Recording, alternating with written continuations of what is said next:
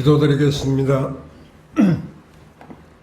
사랑의 아버지 하나님, 오늘 거룩한 주님의 날, 하나님의 택하심을 받은 그리스도의 제자들이 이 거룩한 성전에 모여 찬양과 기도 또한 예배로 경배드리니 영광과 존귀함만 함께하여 주십시오.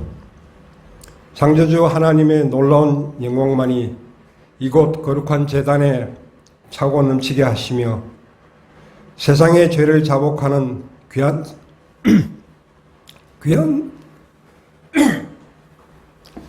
성도들 머리 위에 주님이 주시는 용서함과 은혜와 영광만이 충만하게 하여 주십시오.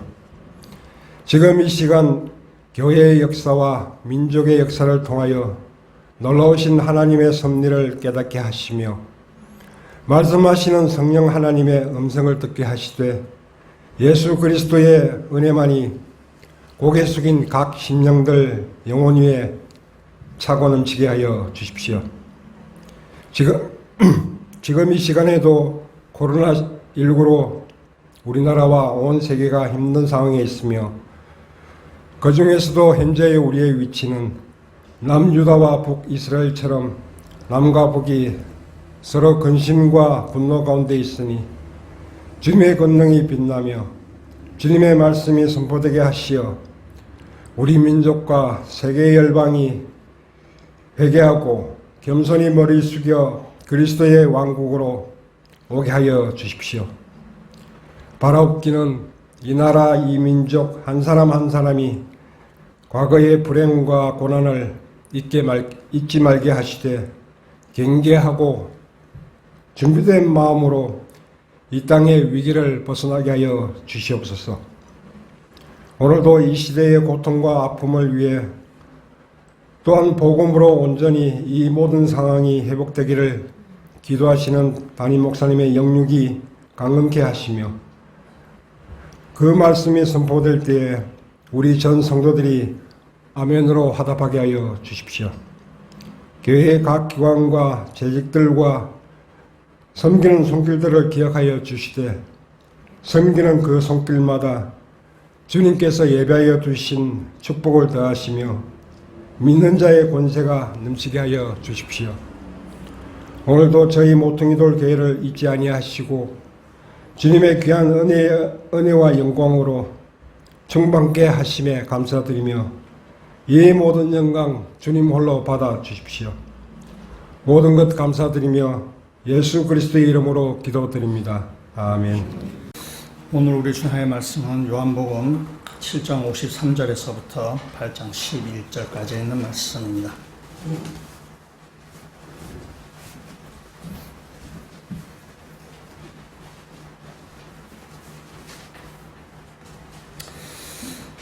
요한복음 7장 53절부터 제가 읽고 마지막 8장 11절은 같이 읽도록 하겠습니다. 다 각각 집으로 돌아가고 예수는 감람산으로 가시니라. 아침에 다시 성전으로 들어오시니 백성이 다 나아오는지라. 앉으사 그들을 가르치시더니 서기관들과 바리새인들이 음행 중에 잡힌 여자를 끌고 와서 가운데 세우고 예수께 말하되 선생이여 이 여자가 간음하다가 현장에서 잡혔나이다. 모세는 율법에 이러한 여자를 돌로 치라 명하였거니와 선생은 어떻게 말하겠나이까. 그들이 이렇게 말하면 고발할 조건을 얻고자 하여 예수를 시험함이러라. 예수께서 몸을 굽히사 손가락으로 땅에 쓰시니 그들이 묻기를 마지 아니하는지라. 이에 일어나 이르시되 너희 중에 죄 없는 자가 먼저 돌로 치라 하시고 다시 몸을 굽혀 손가락으로 땅에 쓰시니 그들이 이 말씀 듣고 양심의 가책을 느껴 어른으로 시작하여 젊은이까지 하나씩 나가고 오직 예수와 그 가운데 섰는 여자만 남았더라. 예수께서 일어나사 여자 외에 아무것도 없는 것을 보시고 이르시되 여자여 너를 고발하던 그들이 어디 있느냐? 너를 정죄한 자가 없느냐? 대답하되 주여 없나이다.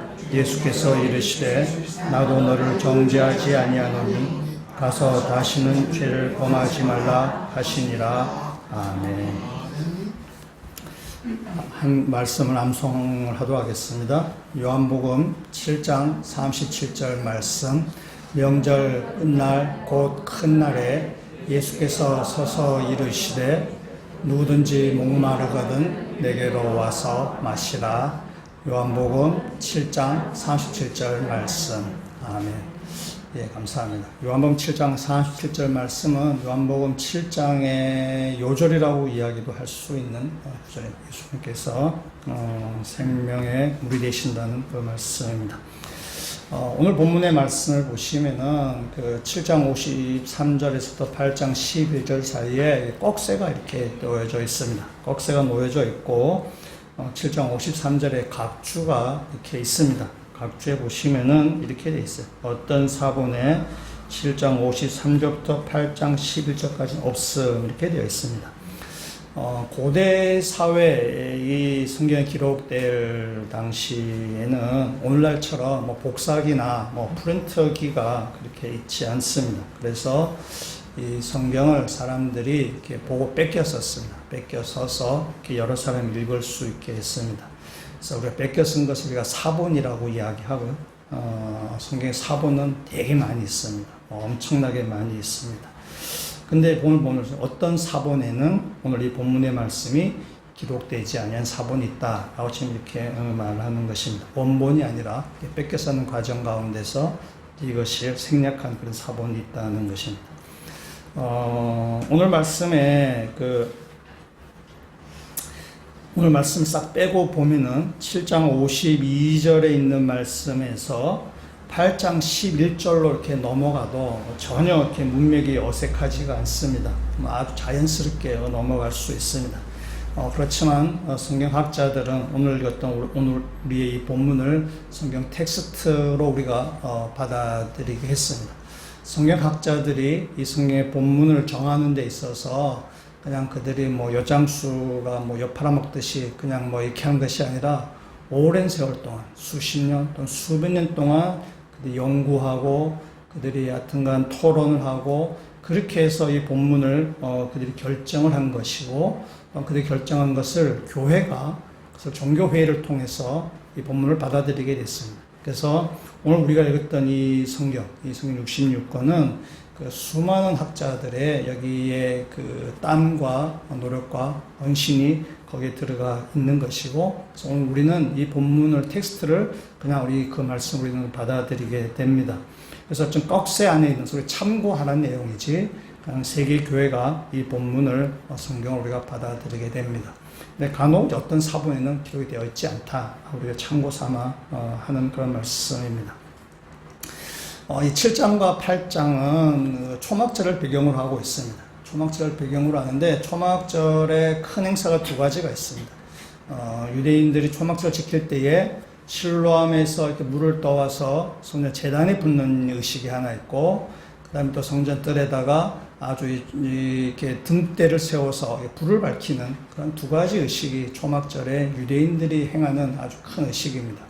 그래서 이 성전에 물을 떠오는 성전에 물을 빈 그 의식을 통해서 예수님께서 7장에서 말씀하시죠. 내가 생명의 물이다, 내가 생수다라고 그 초막절 의식에 빗대어서 말씀하시고, 8장 12절에 있는 말씀을 보시면은 나는 세상의 빛이다. 그래서 초막절에 그들이 불을 밝히는 의식을 빗대어서 너희가 그런 불이 아니라 내가 세상의 빛이다라고 주님께서 지금 말씀하고 계십니다. 그래서 7장 52절에서부터 8장 12절로 이렇게 아주 자연스럽게 넘어갈 수 있습니다. 근데 그 사이에 지금 우리가 오늘 읽었던 이 본문이 지금 끼어 들어와 있습니다.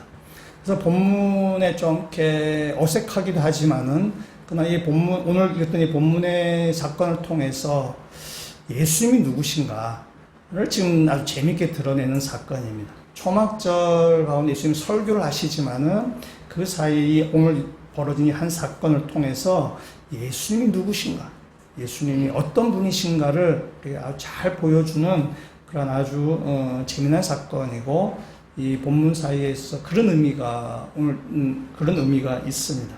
먼저 1절의 말씀을 보시면 이렇게 되죠. 다 각각 집으로 돌아가고 예수는 감람산으로 가시니라. 사람들은 지금 다 각각 집으로 돌아갔어요. 각자 집으로 돌아가고 예수님은 지금 감람산으로 가셨습니다. 예수님께서 감람산으로 가신 이유는 예수님이 집이 없기 때문에 그렇습니다. 여우도 굴이 있고 쉴 곳이 있는데 이제는 갈 곳이 없다. 예수님이 뭐 이렇게 집이 부동산이 없으신 거죠.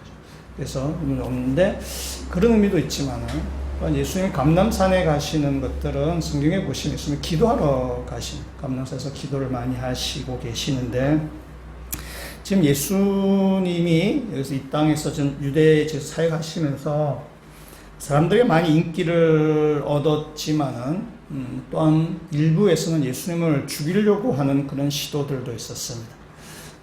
유대 종교 지도자들과 또 일부 유대인들 예수를 죽이려고 했습니다. 그러나 앞에서 요한복음에서 말씀에서 보신 것처럼 아직 때가 이르지 아니하여서 예수님을 죽이려고 한 시도가 성공적이지 않게 된 것이지 예수는 끊임없이 계속 죽이려고 하는 그런 시도들은 있었습니다. 그러니까 예수님 어떤 면에서 인기도 있었지만은 예수님을 죽이고자 하는 그러한 위협 가운데 있습니다. 아주 팽팽한 긴장 가운데 예수님 사역을 하시는데 그 긴장된 가운데서 예수는 지금 감람산에 가서 기도하시는 것이죠. 기도를 하심을 통해서 이 하루하루를 계속해서 이어가고 계시는 것입니다. 아주 이렇게 위협 가운데 있어서, 그래서 위협 가운데 있어서 지키고 또 인기 가운데서도 교만하지 않도록. 그래서 예수님 자신의 사역을 계속 기도하는 가운데 그 어떤 그 사역의 중심이라고 얘기할 수 있을까요? 그 자신의 어떤 사역의 방향을 잃어버리지 아니하고 하나님 뜻 가운데 그 사역을 쭉 이렇게 매일매일 이어가는 것이 바로 예수님이 기도하는 모습입니다. 예수님도 이렇게 기도로 상황들을 이렇게 상황을 헤쳐나가시는데 우리들은 잘 기도하지 않죠. 예수님만큼. 우리가 무슨 용갈의 통뼈라고 예수님도 기도하시는데 우리는 잘 기도하지 않습니다. 어떤 면에서 우리는 예수님으로 믿음이 또 좋으신 분들이에요. 그죠? 기도하지 않는 것 같아. 오늘 이 말씀을 통해서 특히 우리가 코로나19 시대 가운데 우리가 여러 가지 어려운 점들이 많이 있고 또 근심된 것들이 있지만은 예수님도 계속 기도하셔서 매일매일 하나님 뜻 가운데 살아가는 것처럼 저와 여러분들도 우리가 기도하는 가운데 우리가 교만하지 아니하고 겸손하게 믿음 생활을 잘 이어가시는 그런 성도로 되시기를 주님으로 부탁드립니다. 예수님이 아침이 되어서 예루살렘 성전으로 가셨습니다. 이른 아침이지만 사람들이 그 성전에 이렇게 모여 있었습니다. 예수님께서 성전에 들어가시니까 사람들이 또 확 예수님께 몰려드는 것입니다. 예수님께서 그 사람들을 모아놓고 말씀을 가르쳤습니다. 말씀을 가르치는 중에 서기관과 바리새인들이 한 여인을 들고 여인을 데리고 예수님께 왔습니다. 아마 머리채를 잡고 끌고 이렇게 왔을 거라 이렇게 생각이 되어지게 됩니다. 사람들이 많이 웅성웅성거리겠죠. 이 굉장히 좋은 구경거리가 생긴 것입니다. 그래서 여인을 끌고 예수님 앞에 와서 바리새인들이 얘기합니다. 이 여자는 간음하다가 현장에서 잡은 현행범입니다. 모세 율법에 따르면은 이런 경우에는 돌로 치라고 되어 있는데 선생님 어떻게 하면 좋을까요? 라고 이렇게 묻습니다. 예수님 앞에 자문을 구하는 것이지만은 사실은 예수님을 궁지에 몰아넣으려고 하는 음모입니다. 이 간음하는 현장에서 이 여인을 잡아왔습니다. 이 간음하는 일, 이런 어떤 성적인 어떤 죄는 사람이 이 모든 죄가 그렇지만은 이렇게 성적인 죄를 행할 때는 사람들이 비밀스럽게 합니다. 은밀하게 드러내지 않냐고 안 들키도록 하는데 이제 현행범으로 잡힌 거예요. 현행범으로 잡힌 거를 볼 때에 이것이 그냥 우연히 잡은 것 같지는 않습니다. 의도적인 것 같습니다. 여러 가지 가능성을 있습니다. 지금 남자와 여자가 그 죄를 지었을 텐데 남자는 지금 이제 없습니다. 여자만 잡아왔어요.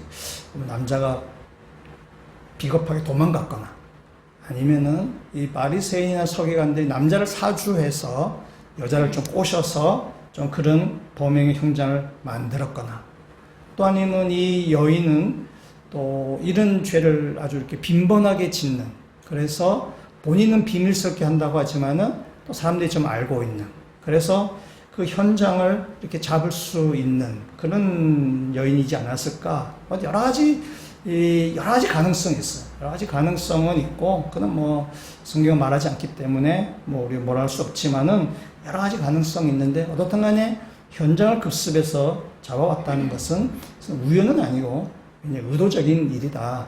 라고 볼 수 있습니다. 그래서 6절 앞부분에 이렇게 얘기하고 있습니다. 그들이 이렇게 말하면 고발할 조건을 얻고자 하여 예수를 시험함이라. 그러니까 예수를 시험하기 위해서 그 여인을 지금 잡아온 것이. 우연히 정말 이 범죄 현장을 우연히 발견해서 여자를 잡아와서 예수 앞에 정말 어떻게 하면 좋을까요? 라고 그렇게 묻는 것이 아니라 예수를 시험하기 위해서 함정을 파고 그래서 여인을 잡아와서 그 예수 앞에 지금 끌고 온 것입니다. 예수를 시험하고자 합니다. 예수님 지금 딜레마에 빠지신 것입니다. 예수님께서 이 사람들에게 예수님이 이 사람들의 그 요구에 따라서 그 사람은 돌을 던지지 마라. 이 사람 여인이 좀 불쌍하지 않냐. 라고 이렇게 얘기한다면 예수님께서 우선 공개적으로 율법을 거부하는 일이 됩니다. 그동안 예수님은 인기가 되게 많이 있었습니다. 인기 있었고, 그래서 사람들이 딱 예수님을 아주 선지자로 아주 이렇게 아주 많이 따르고 그랬었는데, 예수님이 만약에 돌을 던지지 마라 라고 한다면은 율법을 어기는 것이기 때문에, 사람들한테 큰 어떤 배신감을 줄 수가 있는 것입니다. 이 종교 지도자들은 그걸 알았어요. 예수님이 그동안 쭉 해온 행적을 볼 때에 아마 돌을 던지지 마라 할 것 같다. 그렇게 되면은 사람들한테 가서 봐라, 율법을 어긴 그런 증거로 삼고자 하는 그런 의도가 있습니다. 또 반대로 예수님께서 간음의 현장에서 잡아서 돌을 던지시오 라고 만약에 예수님이 그렇게 말씀하셨다면은 이렇게 되면 예수님의 명성에 아주 결정적인 악영향을 끼치게 됩니다. 그동안 예수님은 죄인의 친구라고 얘기를 하고 또 세리와도 어울리고 또 여러 가지 죄 많은 사람들과 또 가난한 이웃들과 더불어 식사도 하고 많이 교제하고 그랬습니다. 그래서 지금까지 사람들이 많이 인기를 누리고 있었는데 근데 만약에 이 여인을 돌로 치라 라고 얘기하면은 그 사람들이 실망감이 크게 되는 거죠. 그동안 죄인의 친구라고 했는데 말뿐이었네. 이게 지금 말만 하는 사람이었네. 라고 해서 사람들은 굉장히 실망하게 될 것입니다. 또한 돌로 치라고 한다고 하면은 사형을 하란 뜻인데 이래 되면은 로마법에 어기는 것이 됩니다. 유다는 지금 로마의 식민지 아래에 있기 때문에 유다 스스로는 사람을 사형에 처할 수가 없습니다. 로마법에 따라야 되는 것입니다. 근데 예수님이 돌로 치라라고 얘기했다면은 로마법을 어기는 것이 되는 것이고 사람들을 선동한 것으로 이렇게 여겨지게 됩니다. 그래서 예수님이 지금 굉장히 딜레마에 빠진 것입니다. 돌을 던져서 치라고 말하기도 하고 돌을 던지지 마라 말해도 뭐하고 굉장히 딜레마에 빠졌습니다. 어떤 선택을 하더라도 예수님이 이제 곤란에 빠져 있는 것입니다. 우리 본문 예수님이 그 딜레마를 어떻게 풀어가시는가가 나오는데 예수님이 거기서 대답을 한다기보다도 예수님이 우리 복음서 예수님의 지혜가 참 많이 나오는데 거기에 대해서 대답을 하기보다도 딜레마를 해결하는 것이 아니라 이 예수를 함정에 빠뜨리려고 하는 그 유대 종교 지도자들의 모함을 이용해서 예수님 자신이 누구신가, 예수님 무슨 일을 하셨는가를 지금 드러내는 그러한 기회로 예수님께서 삼으십니다. 그래서 오늘 본문의 말씀 예수님께서 세 마디의 말씀을 하시는데 그 세 마디의 말씀을 통해서 예수님 누구신가를 한번 같이 한번 보고자 합니다. 첫 번째 예수님이 하시는 말씀은 7절에 있는 말씀입니다. 7절에 있는 말씀을 같이 한번 읽도록 하겠습니다. 그들이 묻기를 맞이 아니하는지라 이에 일어나 이르시되 너희 중에 죄 없는 자가 먼저 돌로 치라 하시고 아멘. 오늘 7절의 말씀은 이번 주 우리 암송 구절로 우리가 정했는데요. 죄 없는 자가 돌로 치라라는 말씀이죠. 이 말씀을 하게 된 쭉 그 흐름이 있습니다. 먼저 이 바리새인과 서기관들이 여인을 데려왔습니다. 선생님이 어떻게 하면 좋을까요? 이 현행범입니다. 돌로 칠까요 말까요? 어떻게 하면 좋을까요? 라고 묻습니다. 그때 예수님께서 6절 뒷부분에 보시면은 이렇게 얘기하죠. 예수께서 몸을 굽히사 손가락으로 땅에 쓰시니 예수님이 아무런 대꾸도 지금 하지 않습니다. 그 손에다가 땅에다가 손가락 뭔가 이렇게 끌적끌적 쓰고 있습니다. 성경 연구학자들이 또 재밌습니다. 아니면 우리들도 마찬가지죠. 대체 뭘 쓰셨을까? 너나 잘하세요. 그렇게 썼을까? 뭘 쓰셨을까라고 이렇게 사람들이 많이 이렇게 연구를 합니다. 그래서 굉장히 엉뚱한 아이디어도 많이 나오게 되기도 하고, 또 그냥 은혜되는 구절을, 은혜된 내용을 이렇게 해서 찾아내기도 합니다. 근데 성경은 그래서 아무 말 하지 않습니다. 아무 말 하지 않기 때문에 예수님이 무엇을 쓰셨는가는 별로 중요한 것이 아니라는 거예요. 그걸 따지는 것이 아니라, 그래서 무엇을 쓰셨는가에 대한 너무 지나친 해석은 별로 바람직하진 않아 보입니다. 단지 예수님이 쓰셨다는 행동, 그건 굉장히 의미 있게 받아들여지게 됩니다. 그러니까 구약에도 보면 선지자들이 이렇게 말로 예언을 하는 것도 있지만은 그들의 행동으로 예언하는 것들이 있습니다. 그래서 호세아 선지자가 음란한 여인과 결혼을 하는 것, 그다음에 요나 선지자가 고래 뱃속에 들어가는 것, 여러 가지 그런 선지자들의 행동을 통해서 하나의 메시지를 전하는 경우도 있어요. 그리고 우리가 행동 예언, 행위 예언 이렇게 우리가 이렇게 표현을 하게 되는데, 예수님도 마찬가지로 이 행동을 통해서 뭔가 보여주고자 하는 의도가 있을 것이라는 사실입니다. 그래서 글자를 막 이렇게 쓰시기 시작했어요. 앉으셔가지고 막 글자를 쓰니까 7절의 말씀을 보시면 이렇게 얘기하죠. 그들이 묻기를 마지 아니하는지라 되었어요. 그러니까 이렇게 되면은 답답한 사람들은 서기관과 바리새인들입니다.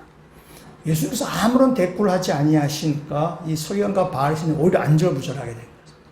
이 뭔가 지금 함정을 팠는데, 함정 앞에까지 왔는데 한 발 또 디뎌 한 개 빠질 텐데 그냥 앞에까지만 온 거예요. 다 뒤로 다 밀어버리고 싶은 거죠. 그래서 더 이제 안절부절하고 있는 그런 가운데 자꾸 묻는 거예요. 묻기를 맞이하지 않아요. 자꾸 묻는 거예요. 선생님, 이거 돌 던질까요? 말까요? 이거 어떻게 해야 됩니까? 율법에는 어떤데, 어떻게 해야 됩니까? 계속해서 책은질하는 것입니다. 안절부절하니까. 그때 예수님께서 하시는 말씀이 뭐하시냐? 이에 일어나 이르시되 너희 중에 죄 없는 자가 먼저 돌로 치라. 이렇게 말씀하십니다. 그리고 8절에 다시 몸을 굽히셔서 손가락으로 땅에 쓰셨다라고 얘기해요. 예수님이 한 말씀만 하시고 더 이상 지금 말씀하지 않습니다. 죄 없는 자가 먼저 돌로 치라 라고 하고는 그 외에는 아무 말도 안 했어요. 이 장면은 이게 하나의 영화로 본다면 이거는 명장면입니다. 제가 볼 때 아주 명장면인데, 이 현장을 여러분 다시 한번 그 현장 속으로 우리 한번 잘 들어가 보십시다. 예수님이 글자를 막 땅에 쓰시다가 사람들이 하도 예수님 어떻게 할까 어떻게 할까 자꾸 이렇게 하니까 예수님께서 말씀하시죠. 여러분 중에 누구든지 죄 없는 자가 먼저 돌로 치십시오. 그렇게 말하고 또 다시 앉아갖고는 또 손으로 막 이렇게 쓰고 있어요. 이때 예수님은 어디를 쳐다보고 계셨을까요? 땅을 쳐다보고 계셨겠죠. 글자를 막 쓰고 계시니까 땅을 막 쓰고 계실 것입니다. 이렇게 생각해 봅시다. 예수님께서 사람들을 보시면서 여러분 중에 죄 없는 자가 먼저 돌을 치십시오 라고 그렇게 이야기한 다음에 사람들 뻔히 쳐다본다고 우리 한번 가정을 해봅시다. 너희들 죄 있는 거 내가 다 아는데 누가 먼저 돌을 던지는 거 한번 보자 라고 하면서 예수님 주변으로 지금 사람이 둥그렇게 이렇게 원을 이렇게 둥그렇게 사람들이 이렇게 있을 것입니다. 앞에 여인이 이제 무릎 꿇고 있을 것이고, 예수님이 그 앞에 서 있을 것이고, 그 줄 사람들이 이렇게 둘러서 있을 것입니다. 예수님이 이렇게 한 사람씩 쳐다보시면서 너희 중에 죄 없는 자가 뭐 돌로 쳐라 라고 하면서 한번 보자. 너가 죄는 내가 아는데 라고 하면서 눈을 빤히 쳐다보면서 과연 돌 던지나 안 던지나 예수님 이렇게 한번 이렇게 쳐다보십니다. 예수님 볼 때 그렇게 할 때 예수님이 쳐다보는 눈빛이 인자한 눈빛이 아니겠죠. 아주 눈을 똑바로 뜨면서 너 죄 있잖아. 너 지난번 죄 내가 아는데 이런 식으로 아주 그 사람들을 뻔히 쳐다볼 때에 그 사람들도 예수는 눈이 마주칠 때는 예수는 못 볼 겁니다. 왜냐하면 알잖아. 내가 죄 있는 걸 알잖아. 그러니까 예수님과 눈이 마주칠 때는 예수님을 쳐다보지 못할 거야. 그러다 예수님이 이렇게 한 사람씩 돌아보면서 이렇게 이렇게 돌아갈 때, 그럼 이제는 고개를 들 수 있는 거죠. 고개를 들 수 있고, 예수님이 날 쳐다보지 않고, 예수님이 내가 반대편에 이렇게 서 있을 때에, 누군가 돌을 던질 수 있는 것. 왜냐하면 우리 안에 뭐가 있는가 하면은 우리 사람들 마음에는 오기, 우리 가운데는 심보, 쓸데없는 자존심, 뭐 그런 것이 우리 안에 있습니다. 그래서 예수님과 눈이 마주칠 때는 감히 쳐다보지 못하지만은 예수님이 나에게 등을 돌리셔서 다른 사람을 쳐다볼 때는 한번 해볼까? 라는 우리 안에 그런 오기와 심보가 아주 못된 우리의 마음이 있어서 누군가 돌을 던질 수 있어요. 누군가 돌을 던지면 그때는 사람들이 우르르 돌을 던지게 되는 거죠. 군중 속에 파묻혀 들어가는 것입니다. 그래서 예수님이 그 사람을 쳐다보고 네가 과연 죄가 있는데 네가 돌을 던질 수 있어? 라고 오히려 그를 쳐다보는 것이 오히려 이 상황을 악화시킬 수 있게 됩니다. 그래서 예수님께서 사람을 쳐다보지 아니하고 땅에 앉아서서 지금 글을 쓰시면은 그 사람들과 눈길을 지금 마주치지 아니하는 의도로 보이는 것입니다. 눈길을 마주치지 않게 될 때에 사람들의 눈 시선 어디로 가냐면 자기 내면으로 들어가게 되어 있는 것입니다. 너희 중에 죄 없는 자 한번 돌로 치라 라고 얘기하는데 예수님이 나를 쳐다보지 않아 예수님 딴지 하고 있을 때에 그때 그 말이 내한테 울림이 되어서 나는 과연 죄가 있는가? 자신을 이렇게 뒤돌아보게 되는 것이죠. 그래서 9절에 이렇게 말씀하고 있습니다. 9절에 있는 말씀을 같이 한번 읽어보도록 하겠습니다. 그들이 이 말씀을 듣고 양심의 가책을 느껴 어른으로 시작하여 젊은이까지 하나씩 나아가고 아멘. 거기까지 보겠습니다. 양심의 가책을 느낀 거예요. 이 말씀을 듣고. 그러니까 예수님 시선이 마주치고 예수님 빤히 자기를 쳐다보고 있으면 우리한테 아주 이렇게 오기 같은 게 있어서 뭐 될 대로 되란 식으로 나갈 텐데 예수님이 시선을 피하심을 통해서 그 자신을 뒤돌아보게 되는 거죠. 지금 여기에 있는 사람들은 이 여인을 정죄하려고 있습니다. 정죄라는 것은 뭐냐면은 내 시선이 다른 사람에게 향하는 것이에요. 너 이런 일은 했잖아. 너 왜 이렇게 해? 라고 다른 사람에게 시선을 돌리는 것인데 예수님은 사람을 정죄하려고 하는 것이 아니라 그 시선을 자신이 내면으로 돌아가게 하는 거예요. 내 자신을 뒤돌아보게 되는 것입니다. 내가 내 자신을 뒤돌아볼 때에 내가 감히 돌을 던질 수가 없게 되는 것입니다. 예수님의 이 행위가 그런 의도가 있을 거로 보여지게 됩니다. 우리의 시선도 마찬가지죠. 우리가 정죄한다는 것은 우리 시선이 사람에게 향해, 다른 사람에게. 그러나 시선을 내가 다른 사람에게 향하지 않고 그 시선을 나의 안으로 돌릴 때에 우리는 가장 겸손해질 수밖에 없다는 사실입니다. 우리의 시선을 내 안으로 돌려보시죠. 난 어떤 사람인가를 돌아보셔야 됩니다. 여러분에게 말씀을 묵상을 하라고 뭐 이렇게 많이 권면을 해드립니다. 말씀 묵상하라고 많이 권면을 했는데 우리의 말씀 묵상의 꽃은 적용입니다. 말씀을 읽고 그 말씀을 내 삶 가운데 적용시키는 거예요. 그래서 그 말씀을 따라서 내 삶이 변화되어 가는 것. 그때 말씀의 능력이 나타나는 거예요. 근데 내 말씀을 내한테 적용하지 않냐면은 이 말씀은 그냥 좋은 말씀이에요. 그냥 그림의 떡에 불과한 것입니다. 그냥 공자왈 맹자왈. 그냥 우리한테 아주 좋은 교과서.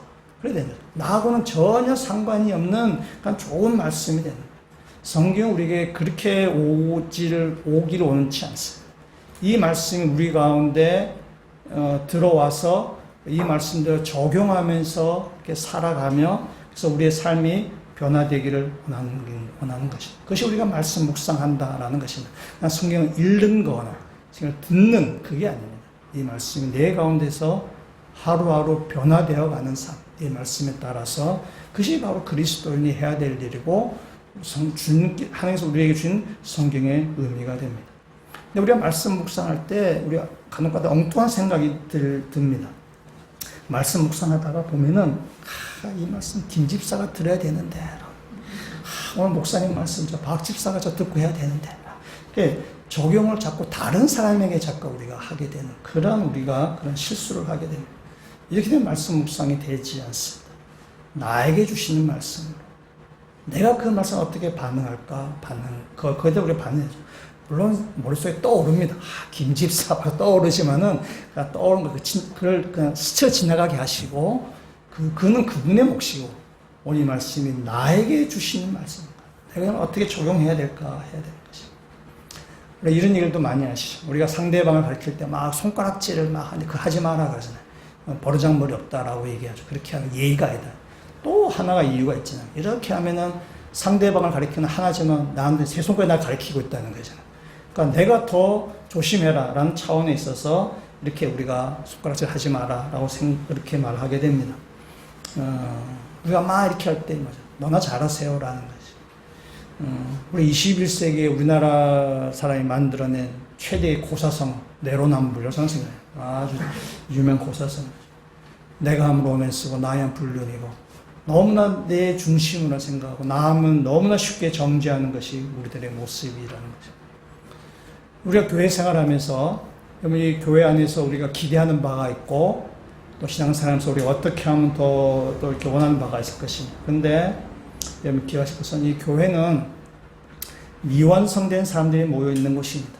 이 교회는 죄인들이 모여 있는 곳이지 의인이 모여 있는 곳은 아닙니다. 우리는 미완성된 사람, 아직도 완성되지 아니하였고 아직도 공사 중인 사람들입니다. 계속해서 공사 중인 사람들. 공사 중인 사람들이기 때문에 우리는 신앙생활하면서 우리는 사람들에게 상처를 주기도 하고 또 우리는 상처를 받기도 합니다. 근데 특이한 것은 상처 준 거는 기억 못하고 상처 받은 건 잘 기억한다는 게 우리 또 문제가 있습니다. 그만큼 우리는 병든 사람이고 우리는 완전하지 않은 사람입니다. 그래서 상처를 받은 나머지 교회를 떠나가는 경우들도 있습니다.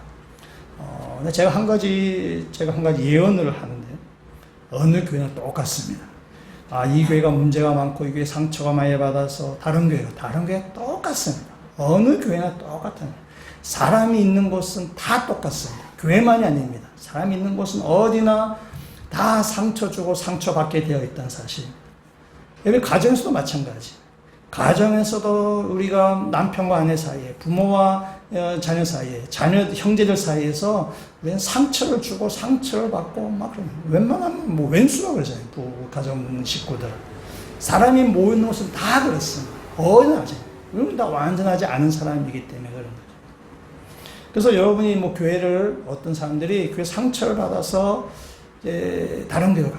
그럼 다른 교회도 또 똑같아. 그걸 또 알아요. 그러니까 어떻게 되는가 하면은 다른 교회 가서 이제 예배만 드리고 이제 신앙생활을 하려고 해요. 낮 예배만 드리고 딱 집에 딱. 여러분 그거는 신앙생활이 아닙니다. 그건 종교 생활이에요. 신앙생활이에요. 신앙생활은 우리에게 무슨 성경의 지식을 키우는 자리가 아닙니다. 우리는 지식을 키우려면 굳이 예배당 안 오셔도 돼요. 그냥 유튜브 보시면 돼요. 성경 지식을 키우려면. 신앙생활은 성경의 지식을 키우거나 뭔가 좋은 말을 듣거나 하는 것이 아니에요. 신앙생활은 우리가 함께 더불어 살아가면서 우리의 부족한 모습이 이렇게 딱 껴져가면서 그리스도의 장성한 분량에까지 이르러가는 것이 신앙생활이에요. 그러니까 신앙생활하는 과정 가운데 우리가 상처를 주고 상처 입는 일이 빈번하게 생길 수밖에 없다는 거예요. 그러면서 우리가 신앙이 성장해 가는 것입니다. 우리가 가정이 중요한 이유가 뭐냐면은 가정에도 우리가 상처를 받는데 이 가정이라는 것을 통해서 우리 자신이 깎여져 가는 거죠. 결혼을 통해서 남편이 아내를, 아내가 남편을 사랑하는 것을 배워가는 것이고 자녀를 양육하면서 희생하는 것을 배워가는 거죠. 우리가 결혼하지 않냐고 자녀를 낳지 않냐면은 사랑도 모르고 희생도 모르고 섬김도 모를 아주 교만한 사람으로 자라기가 쉽습니다. 가정을 통해서 이 어떻게 헤어질 수 없는 그 가정을 통해서 우리 자신이 깎여져 가는 거죠. 마찬가지 교회라는 것도 마찬가지. 교회 안에서 상처를 주고 상처받는 일은 그건 있는 일이에요. 그걸 없다라고 하시면 안 되죠. 근데 그 과정을 통해서 우리 자신이 깎여져 가는 거죠. 나의 모난 성품이 다듬어져 가는 것이 하나님께서 우리 가운데 가정과 교회를 허락하신 이유란 사실입니다. 우리는 아직 미완성된 사람, 아직 부족함이 많은 사람들입니다. 아직 공사 중인 사람들이에요. 그리스도의 장성한 분량에 이르기까지 자라가는 중입니다. 그래서 자라가는 중에 실수도 하고 실망스러운 일을 하기도 하지만 그러나 우리가 그런 과정을 겪어가면서 우리는 자라가는 것입니다. 그렇기 때문에 우리가 신앙생활하면서 우리 자신에 대해서 우리가 철저하고 단호하게 하고 다른 사람에게 대해서는 관용을 베풀어야 되는 거죠. 이것이 바뀌어져 버리면 자신에게는 관용을 베풀고 난 잘못해도 다 괜찮고 다른 사람이 뭔가 조금만 잘못하면 정죄하고 판단하고 그렇게 하면 요즘 말로 꼰대가 된다는 거죠. 그래서 우리가 같은 공동체 안에서 우리 가정 안에서 우리가 같이 신앙생활을 해가면서 자신에게는 우리가 더 철저하게 더 분명하게 하고 다른 상대방에 대해서는 좀 더 넓은 마음으로 관용으로 사랑으로 베풀 수 있는 그래서 우리가 함께 믿음이 성장되어가는 그 믿음의 성도가 되셨으면 좋겠습니다. 두 번째 예수님께서 하시는 말씀은 10절에 있는 말씀을 한번 읽도록 하겠는데 10절 말씀 같이 한번 읽도록 하겠습니다. 예수께서 일어나사 여자 외에 아무도 없는 것을 보시고 이르시되 여자여 너를 고발하던 그들이 어디 있느냐 너를 정죄한 자가 없느냐. 아멘. 오늘 이 말씀을 잘 생각해 보시면은 지금 9절 마지막 부분에 보시면 이렇게 얘기하죠. 하나씩 나가고 오직 예수와 그 가운데 숨는 여자만 남았더라. 지금 예수님과 여자만 남았습니다. 이렇게 된 상황을 다시 한번 생각해 보시고 지금 이렇게 말씀하셨죠. 너희 중에 죄가 없는 자가 먼저 돌로 쳐라 라고 했어요. 이 말을 듣고 사람들이 하나씩 어른으로부터 젊은이까지 아마 어른이 더 죄가 많은가 봐요. 그래서 이렇게 하나씩 떠나갔습니다. 방금 농담입니다. 성경은 뭐라지 않습니다. 한 사람씩 떠나갔어요. 그러니까 모든 죄가 있기 때문에 그 자리에 남아있을 수가 없는 것입니다. 예수님만 지금 그 자리에 남아있습니다. 예수님은 죄가 없으시다는 뜻입니다. 예수님만이 이 여인을 정죄할 수 있는 자격을 갖췄다는 뜻입니다. 그러나서 10절에 이렇게 말씀하시는 거죠. 여인을 향해서 얘기하는 거지. 너를 정죄된 사람이 어디 있느냐라고 지금 이렇게 물어보는 것입니다.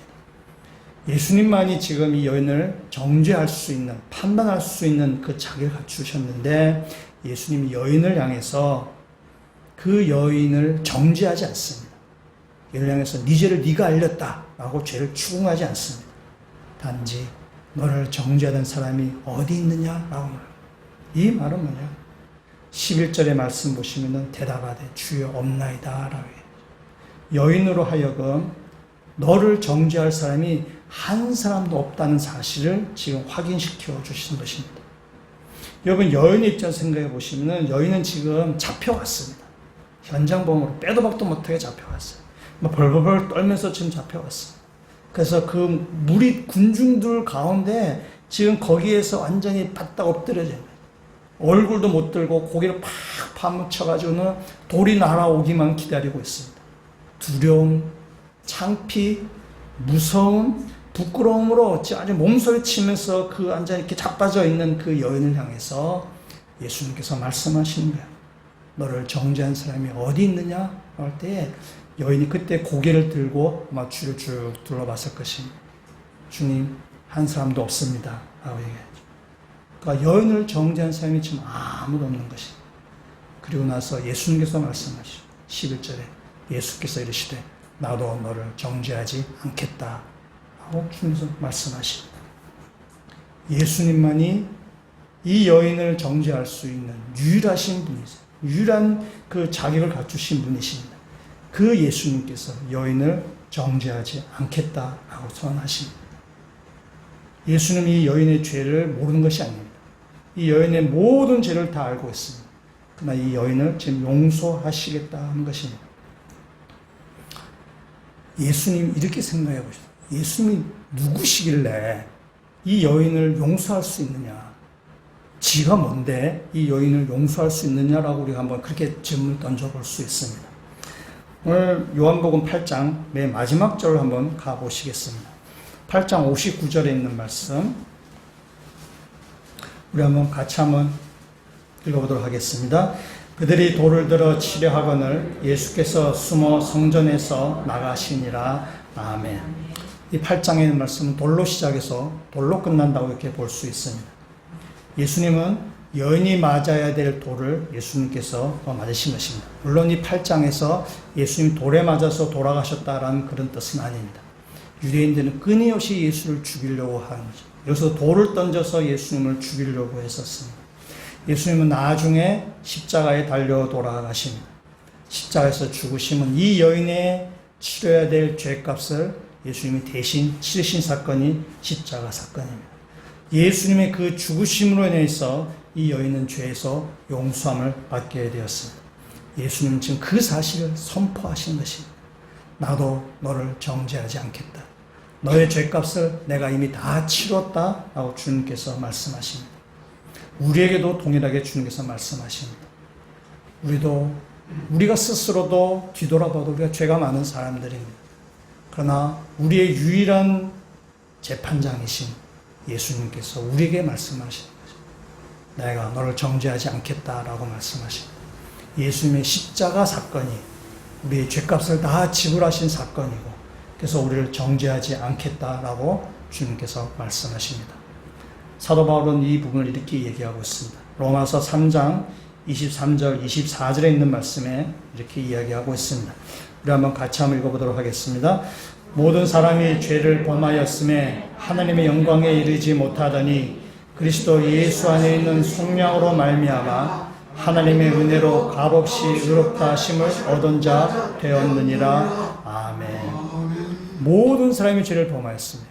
우리 모두 다 죄를 범했어요. 하나님의 영광에 이를 수 없는 사람이에요. 구원을 받을 수 없는 사람들이에요. 영원한 심판에 이를 수밖에 없는 사람들이었어요. 그러나 예수 그리스도의 속량으로, 예수 그리스도의 십자가의 죽으심으로 우리를 그 죄에서 우리를 구원하시고 우리를 용서하시고 우리를 의롭다라고 하셨다는 사실입니다. 주님께서 우리를 정죄하지 않겠다고 말씀하십니다. 그래서 사도 바울은 또 로마서 8장에서 이렇게 이야기하고 있습니다. 8장 31절에 있는 말씀부터 보시면은 아주 우리 유명한 말씀인데 8장 31절 말씀부터 좀 이렇게 얘기하고 있습니다. 그런즉 이 일에 대하여 우리가 무슨 말하리요? 만일 하나님 우리를 위하시면 누가 우리를 대적하리요? 자기 아들 아끼지 아니하시고 우리 모든 사람을 위하여 내주시니가 어찌 그 아들과 함께 모든 것을 우리에게 주시지 아니하겠느냐? 누가 능히 하나님께서 택하신 자들을 고발하리요? 의롭다 하시는 하나님이시니 누가 정죄하리요? 죽으실 뿐 아니라 다시 살아나신 이는 그리스도 예수시니 그는 하나님 우편에 계신 자요 우리를 위하여 간구하시는 자신이라. 누가 우리를 그리스도의 사랑에서 끊으리요? 환난이나 공고나 박해나 기근이나 적신이나 위험이냐 칼이라. 아멘. 주님께서 우리를 사랑하셔서 우리를 대신 십자가에 돌아가신 그 사랑이 있는데 누가 우리를 대적하겠냐는 거죠. 하나님이 우리를 정죄하지 않겠다고 말씀하셨는데 누가 우리를 감히 우리에게 정죄하겠냐는 거예요. 그래서 8장에 또 이렇게 얘기합니다. 내가 확신하노니 사망이나 생명이나 천사들이나 권세자들이나 현재일이나 장래일이나 능력이나 높음이나 깊음이나 다른 어떤 피조물이라도 우리를 우리 주 그리스도 예수 안에 있는 하나님의 사랑에서 끊을 수 없으리라. 아멘. 하나님이 우리를 향하신 그 사랑, 예수 그리스도를 우리에게 보내셔서 우리의 죄를 대신 지신 그 값을 지불하셨는데 누가 우리를 그 그리스도의 사랑에서 끊을 수 있겠느냐? 누구를 대적할 수 있겠느냐? 예수님도 여인을 향해서 내가 너를 정죄하지 않겠노라고 말씀하셨기 때문에 그 여인에 대해서는 그 여인은 죄에서 자유함을 얻게 되는 것 마찬가지로 우리들도 역시 예수의 십자가 사건에 의해서 우리도 죄에서 자유함을 얻게 되었다는 사실입니다. 죄에 대해서 모든 것이 예수 그리스도에서 씻으셨음을 믿고 죄에서 자유로워지는 그 믿음의 성도가 됐으면 좋겠습니다. 마지막에 예수님이 세 번째 하시는 말씀이 있습니다. 세 번째 하시는 말씀은 11절에 있는 말씀인데 우리 11절 말씀으로 요한복음 8장 11절 말씀 같이 읽도록 하겠습니다. 대답하되 주여 없나이다. 예수께서 이르시되 나도 너를 정죄하지 아니하노니 가서 다시는 죄를 범하지 말라 하시니라. 아멘. 예수님께서는 이 여인을 용서해 주셨어요. 근데 용서한 것이 이 여인으로서 너가 죄가 없다.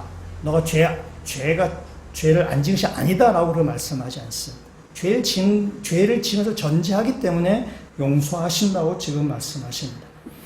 예수님이 첫 번째 하셨던 말씀, 죄 없는 자가 돌로 치라라는 이 말씀을 오해하시면 안 됩니다.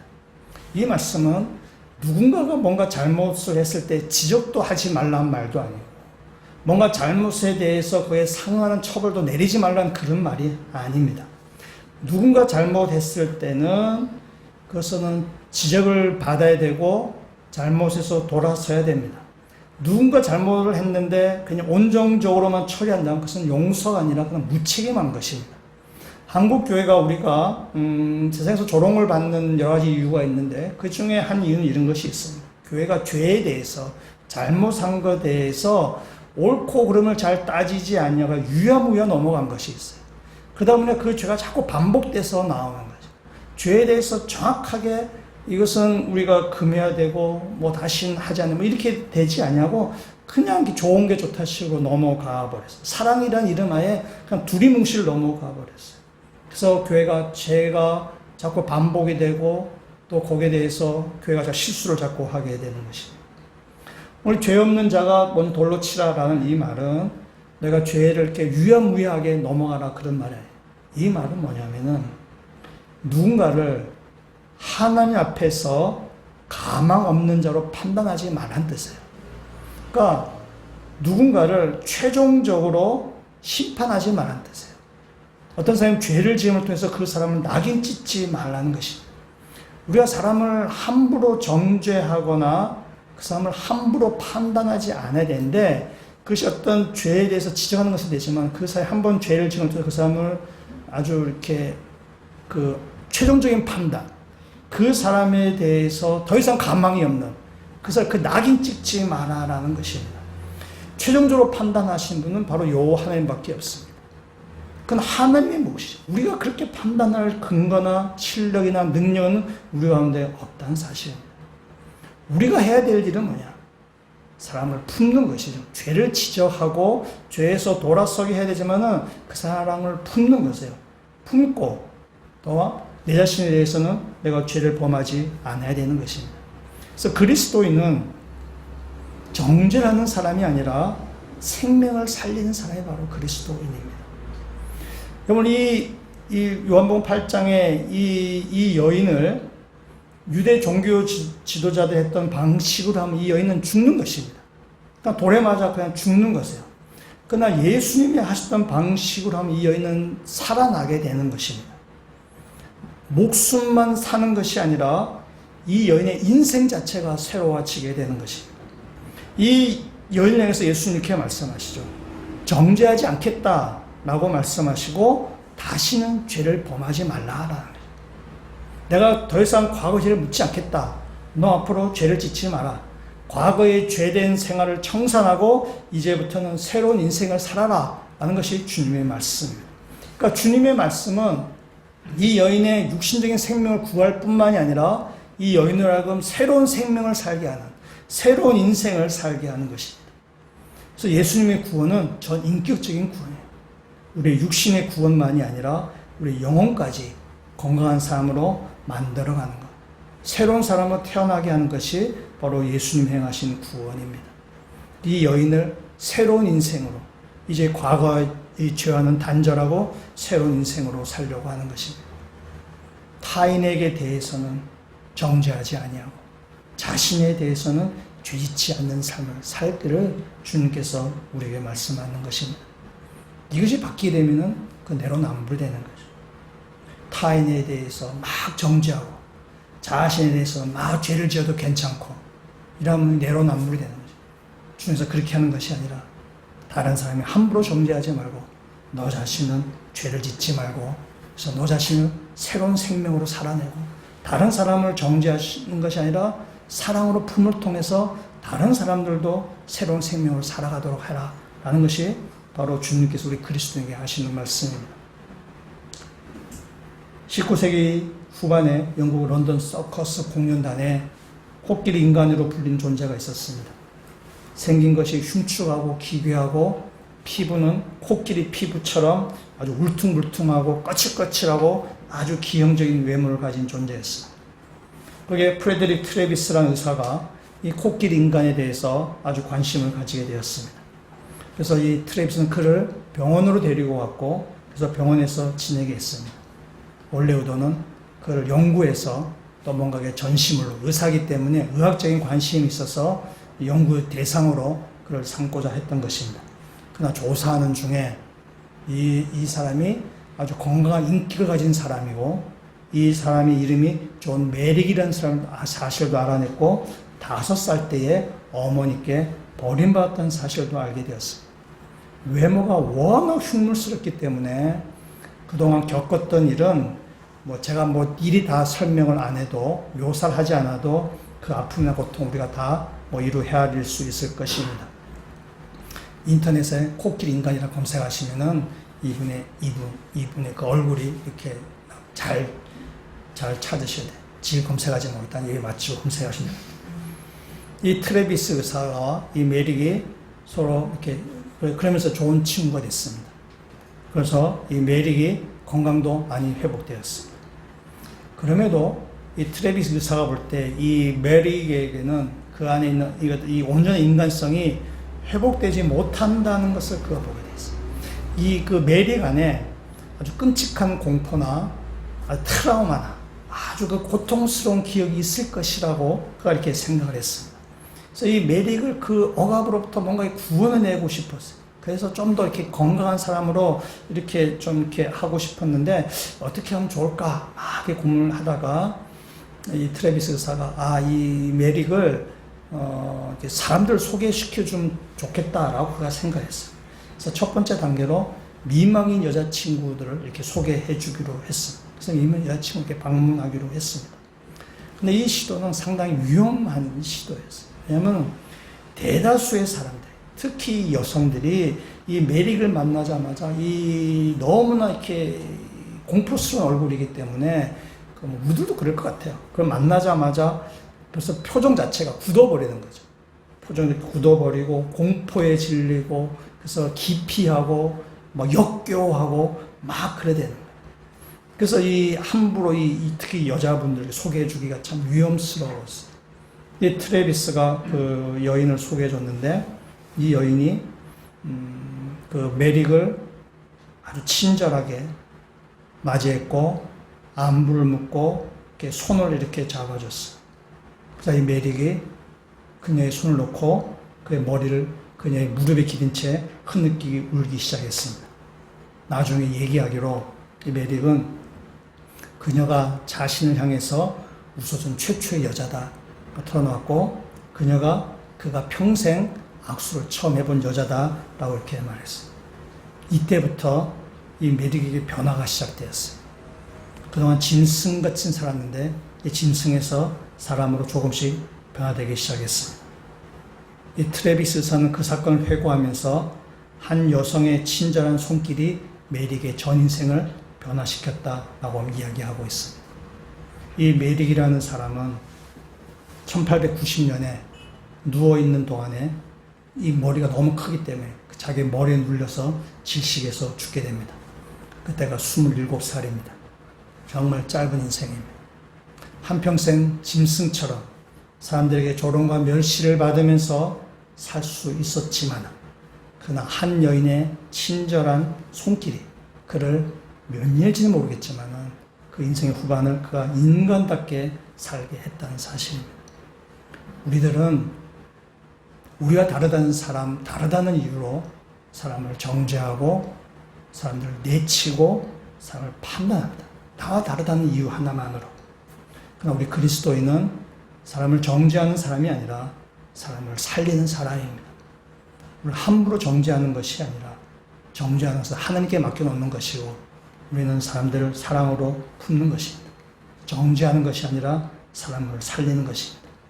주님께서 우리를 정죄하지 아니하시고 우리를 살리시고 우리를 구원해 주신 것과 마찬가지로 우리들도 이 땅 가운데 예수님처럼 사는 것입니다. 사람들을, 우리 이웃들을, 공동체의 식구들을 정죄하고 판단하는 것이 아니라 더 큰 사랑으로 품고 그래서 사람을 살리는, 생명을 살리는 그런 그리스도로 살아가시는 모든 주의 백성들 되시기를 주의 이름으로 축원합니다. 같이 한번 기도드리시겠습니다. 하나님, 저희들은 죄로 인해서 영원한 심판에 이를 수밖에 없는 자들이었지만 예수 그리스도의 십자가로 저희들을 구원하여 주심을 감사드립니다. 우리가 한 공동체 안에서 우리가 살면서 우리가 서로 생각이 다르고 서로 배경이 다르고 우리가 서로 선호하는 바가 다른 사람들입니다. 우리는 같은 점보다는 다른 점이 훨씬 많은 사람들입니다. 그러나 우리가 다른 점 때문에 판단하고 정죄하는 어리석은 자가 되지 않게 하여 주시고 주님께서 우리를 사랑하셔서 우리를 구원하신 것과 마찬가지로 우리가 서로를 대하는, 사랑으로 대하는 성숙한 자가 되도록 저희들을 붙잡아 주시옵소서. 나도 너를 정죄하지 아니하노니 가서 다시는 죄를 범하지 말라는 이 말씀을 꼭 붙들고 그 말씀에 순종하며 살아가는 모든 그리스도인 되게 하여 주시옵소서. 예수 그리스도 이름으로 기도합니다. 아멘.